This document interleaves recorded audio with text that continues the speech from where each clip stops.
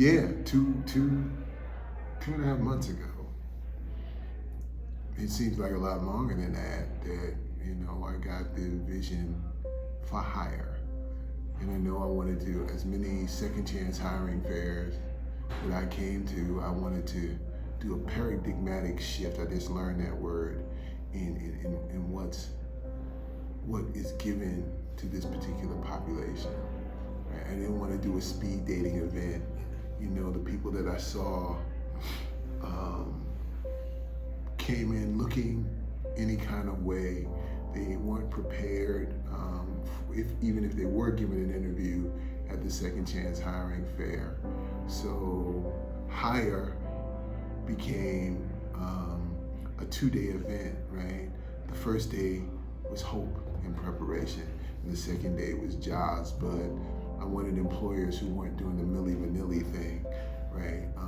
Just showing up, just to be showing up with no real intention of hiring this particular population. So with the partners that we assembled, Indeed, thank you Indeed, Workforce Solutions Capital Area, Walking by Faith Prison Ministries,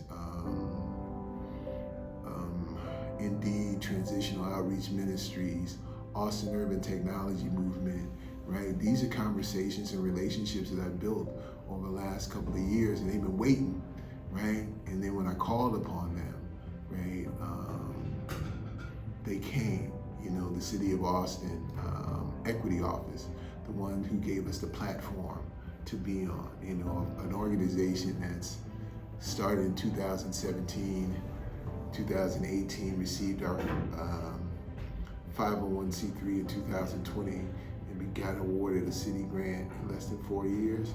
One that's unheard of, and so, based on COVID, we had a window to plan, and I asked them to give us, based on COVID, to give us extra time, and a part of the deliverables was to put on an event, and I always thought that the event would be like our coming out party, right before we go into full implementation of a one-stop shop initiative. And this was, in the back of my head, I said, okay, this is our coming out party. What can we do that's different? What can we do that points to what we were charged to do as the hub organization, to bring organizations out of their silos to become an organization of organizations working together, utilizing our collective resources, right, to make things happen for this particular population. And today we got to witness, right, what can happen when organizations in this particular eco-cycle begin to start working together, begin to start talking with one another, right? And doing collective efforts, right? So now we don't show up as a bunch of individual fingers, we show up as a fist, right? And today demonstrated, again, we had, a gentleman who didn't think he could get his driver's license, right?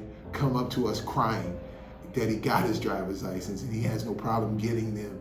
And now he's being equipped with a phone, and Indeed has said that we're going to take some do a couple of things, and he'll be on his way, employed, right?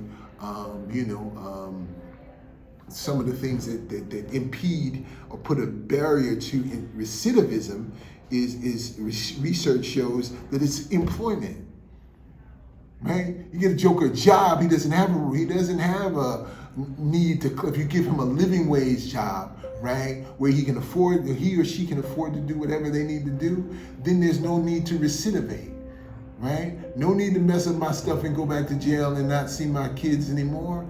We had fathers, we had mothers here today. We had one young lady asked us if we had daycare. We didn't think about it, but the deal is I was able to talk to them and say, like, listen, sister, if that's going to impede you from coming, bring her, right? And she came, and the baby, didn't cry at all, right? And she was chill the whole evening, and the mom got to do what she got to do.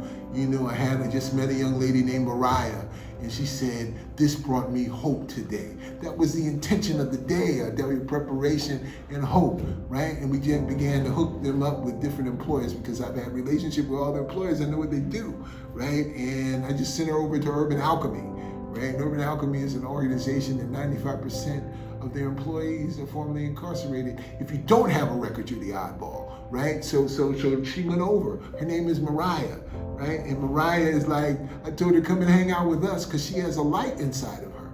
And the deal is to not extinguish the light, but the thing is to put her in places where her light shines. And I'm gonna go preacher on you, right? Let your light so shine so men and women, persons can see your good works. And this is what, change occurs when those who are least impacted become just as morally outrageous as those who are. So in order for that to happen, those who are the most impacted need to talk about it, right? So I'm gonna give these people a platform to talk about it. We have organizations like Time Done to let them get into advocacy so they can begin to advocate for themselves. We have Workforce Solutions Capital Area who can provide training. We have Austin Urban Technology Movement, right? Because Austin is the tech capital of the Southwest, but I can get folks trained all day long, but can I get those in the tech industry to open up that glass door and to open up the glass ceiling to give us a chance, right? All we're asking for is a chance, right?